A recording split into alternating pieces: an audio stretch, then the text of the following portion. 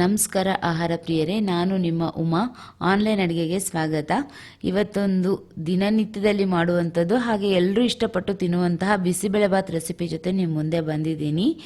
ಇವತ್ತಿನ ಈ ಒಂದು ರೆಸಿಪಿನ ಶುರು ಮಾಡೋಕ್ಕಿಂತ ಮುಂಚೆ ನಮ್ಮ ಚಾನಲ್ನ ಹೊಸದಾಗಿ ನೋಡ್ತಾ ಇದ್ದರೆ ದಯವಿಟ್ಟು ಸಬ್ಸ್ಕ್ರೈಬ್ ಮಾಡೋ ಮೂಲಕ ನನ್ನ ಪ್ರೋತ್ಸಾಹಿಸಿ. ಹಾಗೆ ಪಕ್ಕದಲ್ಲೇ ಕಾಣುವಂಥ ಬೆಲ್ಲೈಕನ್ನ ಕ್ಲಿಕ್ ಮಾಡಿದ್ರೆ ನನ್ನ ಮುಂದಿನ ವಿಡಿಯೋ ನೋಟಿಫಿಕೇಶನ್ ನಿಮಗೆ ಬರುತ್ತೆ. ಯಾರಿಗೆಲ್ಲ ಬಿಸಿಬೇಳೆಭಾತ್ ಇಷ್ಟ ನೋಡಿ ಅವರು ಈಗಲೇ ಲೈಕ್ ಮಾಡಿ, ಹಾಗೆ ಇದನ್ನ ಪ್ರಯತ್ನಪಟ್ಟು ಇದು ಯಾವ ಥರ ಬಂತು ಅನ್ನೋದನ್ನು ತಪ್ಪದೇ ಕಮೆಂಟ್ ಸೆಕ್ಷನಲ್ಲಿ ತಿಳಿಸಿ. ಹಾಗಿದ್ರೆ ಬನ್ನಿ ಇವತ್ತಿನ ಈ ಒಂದು ರೆಸಿಪಿನ ಶುರು ಮಾಡೋಣ. ಮೊದಲಿಗೆ ಇಲ್ಲಿ ಕುಕ್ಕರ್ನ ತೊಗೊಂಡಿದ್ದೀನಿ. ಅದಕ್ಕೆ ಒಂದು ಗ್ಲಾಸ್ನ ಅಳತೆಯಲ್ಲಿ ಅಕ್ಕಿನ ಹಾಕ್ಕೊಳ್ತಾ ಇದ್ದೀನಿ. ಇಲ್ಲಿ ಉಪಯೋಗಿಸಿರುವಂಥದ್ದು ಸೋನಾ ಮಸೂರಿ ಅಕ್ಕಿನೇ ತೊಗೊಂಡಿದ್ದೀನಿ. ಯಾವ ಗ್ಲಾಸ್ನ ಅಳತೆಯಲ್ಲಿ ಅಕ್ಕಿನ ತೊಗೊಂಡಿದ್ದೆ ನೋಡಿ ಅದೇ ಗ್ಲಾಸ್ ಅಳತೆಯಲ್ಲಿನೇ ತೊಗರಿ ಬೇಳೆನ ಹಾಕ್ಕೊಳ್ತಾ ಇದ್ದೀನಿ. ಅಕ್ಕಿ ಮತ್ತು ಬೇಳೆ ಎರಡೂ ಸಮ ಪ್ರಮಾಣದಲ್ಲಿನೇ ಇರಬೇಕು, ಅಂದ್ರೇ ಬಿಸಿಬೇಳೆಭಾತ್ ಟೇಸ್ಟು ಚೆನ್ನಾಗಾಗುತ್ತೆ. ಈಗ ಇದನ್ನು ನೀರು ಹಾಕ್ಬಿಟ್ಟು 2-3 ಸತಿ ತೊಳ್ಕೊಳ್ತಾ ಇದ್ದೀನಿ. 2 ಚಮಚದಷ್ಟು ಕಡಲೆ ಬೀಜನ ಹಾಕ್ಕೊಳ್ತಾ ಇದ್ದೀನಿ. ಹಾಗೆ ಇಲ್ಲಿ ತರಕಾರಿಗಳನ್ನ ಸೇರಿಸ್ಕೊಳ್ತಾ ಇದ್ದೀನಿ. 1 ಕ್ಯಾರೆಟು, 5-6 ಬೀನ್ಸು, ಹಾಗೆ 1 ಆಲೂಗಡ್ಡೆನ ದಪ್ಪನಾಗಿ ಕಟ್ ಮಾಡಿಕೊಂಡು ಸೇರಿಸ್ಕೊಳ್ತಾ ಇದ್ದೀನಿ. ಯಾವ ಗ್ಲಾಸ್ನ ಅಳತೆಯಲ್ಲಿ ಅಕ್ಕಿ ಬೇಳೆನ ತೊಗೊಂಡಿದ್ದೆ ನೋಡಿ ಅದೇ ಗ್ಲಾಸ್ನ ಅಳತೆಯಲ್ಲಿ 6 ಗ್ಲಾಸಷ್ಟು ನೀರನ್ನು ಹಾಕ್ಕೊಳ್ತಾ ಇದ್ದೀನಿ. 1:3 ರೇಷಿಯೋದಲ್ಲಿ ನೀರನ್ನು ಸೇರಿಸ್ಕೊಳ್ಬೇಕಾಗತ್ತೆ. ಈಗ ಇದಕ್ಕೆ 1/4 ಚಮಚದಷ್ಟು ಅರಿಶಿನ ಹಾಕ್ಕೊಳ್ತಾ ಇದ್ದೀನಿ. ಹಾಗೆ 1 ಚಮಚದಷ್ಟು ಎಣ್ಣೆನ ಸೇರಿಸ್ಕೊಳ್ತಾ ಇದ್ದೀನಿ. ಎಲ್ಲ ಹಾಕ್ಕೊಂಡು ಚೆನ್ನಾಗಿ ಮಿಕ್ಸ್ ಮಾಡಿಕೊಂಡು ಕುಕ್ಕರ್ ಲಿಡ್ನ ಕ್ಲೋಸ್ ಮಾಡ್ಕೊಳ್ಬೇಕಾಗತ್ತೆ. ಎಣ್ಣೆ ಹಾಗೆ ಅರಿಶಿನ ಸೇರಿಸ್ಕೊಳ್ಳೋದ್ರಿಂದ ಎಲ್ಲ ಹದವಾಗಿ ಬೇಯುತ್ತೆ. ಹಾಗಾಗಿ ಈಗ ಕುಕ್ಕರ್ ಲಿಡ್ನ ಕ್ಲೋಸ್ ಮಾಡ್ಕೊಂಡ್ಬಿಟ್ಟು 3-4 ವಿಜಿಲ್ ಹೊಡೆಸ್ಕೊಳ್ಬೇಕಾಗತ್ತೆ. ಎಲ್ಲ ನುಣ್ಣಗೆ ಚೆನ್ನಾಗಿ ಬೇಯಬೇಕು. ತುಂಬ ಸುಲಭವಾದ ವಿಧಾನದಲ್ಲಿ ಬಿಸಿಬೇಳೆಭಾತ್ನ ಮಾಡೋದನ್ನು ತೋರಿಸ್ಕೊಟ್ಟಿದ್ದೀನಿ. ಈಗ ಇದು ಪ್ರೆಷರ್ ಎಲ್ಲ ಇಳಿದಿದೆ ನೋಡಿ, ಎಲ್ಲ ಚೆನ್ನಾಗಿ ನುಣ್ಣಗೆ ಬೆಂದಿದೆ. ನಾನಿಲ್ಲಿ ಕ್ಯಾರೆಟು, ಬೀನ್ಸು, ಆಲೂಗಡ್ಡೆ ಉಪಯೋಗಿಸ್ಕೊಂಡು ಮಾಡ್ಕೊಳ್ತಾ ಇದ್ದೀನಿ. ನೀವು ಇದ್ರ ಬದಲಾಗಿ ಬೇರೆ ತರಕಾರಿ ಹಾಕ್ಕೊಂಡು ಕೂಡ ಮಾಡ್ಕೊಳ್ಬೋದು. ನಾವಿಲ್ಲಿ ಕೋಲ್ ಹಾಕ್ಬೋದು, ಸೌತೆಕಾಯಿ ಹಾಕ್ಬೋದು. ನಿಮ್ಗೆ ಇಷ್ಟ ಆಗಿರುವಂಥ ತರಕಾರಿನ ಸೇರಿಸ್ಕೊಂಡು ಬಿಸಿಬೇಳೆಭಾತ್ನ ಮಾಡ್ಕೊಳ್ಬೋದು.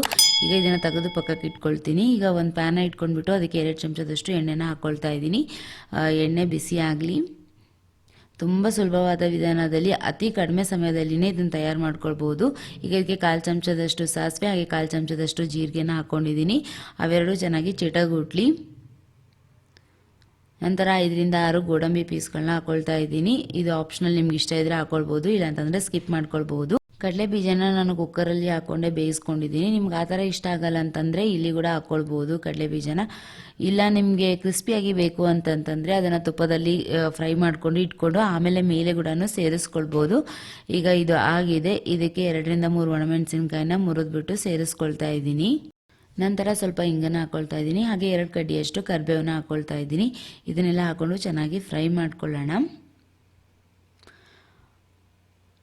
ಫ್ರೈ ಮಾಡ್ಕೊಂಡ ನಂತರ ಒಂದು ಸಣ್ಣ ಕ್ಯಾಪ್ಸಿಕಮ್ನ ಸಣ್ಣದಾಗಿ ಕಟ್ ಮಾಡಿಕೊಂಡು ಸೇರಿಸ್ಕೊಂಡಿದ್ದೀನಿ. ಹಾಗೆ 1/4 ಬಟ್ಲದಷ್ಟು ಹಸಿ ಬಟಾಣಿನ ಸೇರಿಸ್ಕೊಳ್ತಾ ಇದ್ದೀನಿ. ಇದನ್ನೆಲ್ಲ ಸೇರಿಸ್ಕೊಂಡು ಫ್ರೈ ಮಾಡ್ಕೊಳ್ಬೇಕಾಗತ್ತೆ. ನೀವೇನಾದರೂ ಹಸಿ ಬಟಾಣಿನ ಸೇರಿಸ್ಕೊಳ್ಳೋ ಹಾಗಿದ್ರೆ ಈ ಥರ ಸೇರಿಸ್ಕೊಳ್ಬೋದು.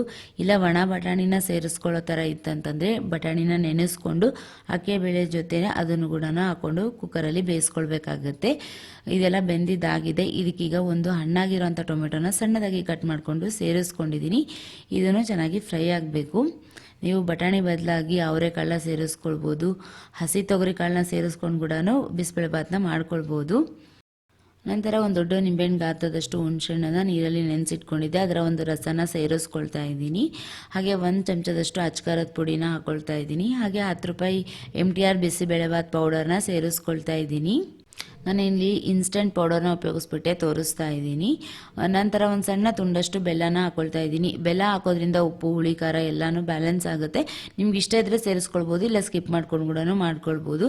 ಈಗ ರುಚಿಗೆ ತಕ್ಕಷ್ಟು ಉಪ್ಪನ್ನ ಇಲ್ಲೇ ಸೇರಿಸ್ಕೊಳ್ತಾ ಇದ್ದೀನಿ. ನಾನು ಮುಂಚೆ ಅಕ್ಕಿ ಬೇಳೆ ಬೇಯಿಸ್ಕೊತಿರ್ಬೇಕಾದ್ರೆ ಏನು ಸೇರಿಸ್ಕೊಂಡಿಲ್ಲ, ಹಾಗಾಗಿ ಇಲ್ಲೇ ನೋಡಿಕೊಂಡು ಸೇರಿಸ್ಕೊಳ್ತಾ ಇದ್ದೀನಿ. ಇದನ್ನೆಲ್ಲ ಸೇರಿಸ್ಕೊಂಡು ಚೆನ್ನಾಗಿ ಮಿಕ್ಸ್ ಮಾಡ್ಕೊಳ್ಬೇಕಾಗತ್ತೆ. ಇಲ್ಲಿ 2 ನಿಮಿಷಗಳ ಕಾಲ ಚೆನ್ನಾಗಿ ಫ್ರೈ ಮಾಡಿಕೊಂಡ್ರೆ ಸಾಕಾಗತ್ತೆ. ಈಗ ಇದಕ್ಕೆ ಸ್ವಲ್ಪ ನೀರನ್ನು ಸೇರಿಸ್ಕೊಳ್ತಾ ಇದ್ದೀನಿ. ನೋಡಿಕೊಂಡು ನೀರನ್ನ ಸೇರಿಸ್ಕೊಳ್ಳಿ. ಒಮ್ಮೆಲೇ ಜಾಸ್ತಿ ಸೇರಿಸ್ಕೊಳ್ಳೋಕ್ಕೆ ಹೋಗಬೇಡಿ, ನೋಡಿಕೊಂಡು ಸೇರಿಸ್ಕೊಳ್ಳಿ. ನೀರನ್ನು ಸೇರಿಸ್ಕೊಂಡ ನಂತರ ಒಂದು ಕುದಿ ಬರೋವರೆಗೂ ಕುದಿಸ್ಕೊಳ್ಬೇಕಾಗತ್ತೆ. 1-2 ನಿಮಿಷಗಳ ಕಾಲ ಬಿಡೋಣ, ಅದು ಕುದಿ ಬರೋಕ್ಕೆ ಸ್ಟಾರ್ಟ್ ಆಗುತ್ತೆ. ಈಗ ನೋಡಿ ಇದು ಚೆನ್ನಾಗಿ ಕುದೀತಾ ಇದೆ. ಈ ಕುದೀತಾ ಇರುವಂಥ ಗೊಜ್ಜನ್ನು ನಾನು ತೊಗೊಂಡ್ಬಿಟ್ಟು ಮುಂಚೆನೇ ಬೇಯಿಸಿಟ್ಕೊಂಡಿರೋಂಥ ಅಕ್ಕಿ ಬೇಳೆಯಲ್ಲಿ ಸೇರಿಸ್ಕೊಳ್ತಾ ಇದ್ದೀನಿ. ಇದನ್ನೆಲ್ಲ ಹಾಕ್ಕೊಂಡು ಇದಕ್ಕೆ ಸ್ವಲ್ಪ ನೀರನ್ನು ಸೇರಿಸ್ಕೊಂಡು ಕೂಡ ಹಾಕ್ಕೊಳ್ತಾ ಇದ್ದೀನಿ.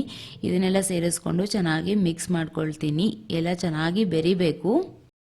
ಬಿಸಿಬೇಳೆಭಾತ್ ಅಂತಂದರೆ ಎಲ್ಲರೂ ಇಷ್ಟಪಟ್ಟು ತಿನ್ನುವಂಥದ್ದು. ಹಾಗೆ ನಾನು ತುಂಬ ಸುಲಭವಾದ ವಿಧಾನದಲ್ಲಿ ತೋರಿಸ್ಕೊಟ್ಟಿದ್ದೀನಿ. ಒಂದು ಕಡೆ ನೀವು ಅಕ್ಕಿ ಬೇಳೆನೆಲ್ಲ ಬೇಯಿಸೋದಕ್ಕೆ ಇಟ್ಬಿಟ್ಟು ಇನ್ನೊಂದು ಕಡೆ ಈ ಗೊಜ್ಜನ್ನೆಲ್ಲ ರೆಡಿ ಮಾಡಿಕೊಂಡು ಮಿಕ್ಸ್ ಮಾಡ್ಕೊಂಡ್ಬಿಟ್ರೆ ಒಂದು 20 ನಿಮಿಷದಲ್ಲಿನೇ ಇದು ರೆಡಿ ಆಗಿಬಿಡುತ್ತೆ. ಈಗ ಇದಕ್ಕೆ ನೋಡಿಕೊಂಡು ನೀರನ್ನು ಸೇರಿಸ್ಕೊಂಡು ಅಡ್ಜಸ್ಟ್ ಮಾಡ್ಕೊಳ್ಳಿ. ನಿಮ್ಗೆ ಯಾವ ಕನ್ಸಿಸ್ಟೆನ್ಸಿಗೆ ಬೇಕೋ ಆ ಥರ ನೋಡಿಕೊಂಡು ನೀರನ್ನು ಸೇರಿಸ್ಕೊಂಡು ಕುದಿಸ್ಕೊಳ್ಳಿ. ಬಿಸಿಬೇಳೆಭಾತ್ ಸೈಡಿಗೆ ಸ್ವಲ್ಪ ಬೂಂದಿನೋ ಅಥವಾ ಚಿಪ್ಸೋ ಇದ್ಬಿಟ್ರೆ ಅದರ ಒಂದು ಕಾಂಬಿನೇಷನ್ನೇ ಸೂಪರಾಗಿ ಇರುತ್ತೆ. ಈಗ ಇದು ಒಂದು ಕುದಿ ಬರೋದಕ್ಕೆ ಆರಂಭ ಆಗಲಿ. ಈಗ ಇದು ಕುದಿ ಬರ್ತಾ ಇದೆ. ಇದಕ್ಕೆ 2 ಚಮಚದಷ್ಟು ತುಪ್ಪನ ಸೇರಿಸ್ಕೊಳ್ತಾ ಇದ್ದೀನಿ. ಈ ಥರ ತುಪ್ಪನ ಸೇರಿಸ್ಕೊಂಡು ಬಿಸಿಬೇಳೆಭಾತ್ ಮಾಡ್ಕೊಳ್ಳೋದ್ರಿಂದ ಅದರ ರುಚಿ ಡಬಲ್ಲೇ ಆಗುತ್ತೆ. ನಂತರ ಒಂದು ಸ್ವಲ್ಪ ಕೊತ್ತಂಬರಿ ಸೊಪ್ಪನ್ನ ಹಾಕ್ಕೊಂಡು ಎಲ್ಲ ಚೆನ್ನಾಗಿ ಮಿಕ್ಸ್ ಮಾಡಿಕೊಂಡು ಒಂದು 2 ನಿಮಿಷಗಳ ಕಾಲ ಕುದಿಸ್ಕೊಳ್ಬೇಕಾಗತ್ತೆ. ಈ ಥರ ಕುದಿಸ್ಕೊಂಡ್ಬಿಟ್ರೆ ಬಿಸಿ ಬಿಸಿಯಾಗಿರುವಂಥ ಬಿಸಿಬೇಳೆಭಾತ್ ಸವಿಯೋದಕ್ಕೆ ರೆಡಿಯಾಗಿರುತ್ತೆ. ಅದ್ಭುತವಾದ ರುಚಿಯಲ್ಲಿನೇ ಈ ಒಂದು ಬಿಸಿಬೇಳೆಭಾತ್ ತಯಾರಾಗಿದೆ.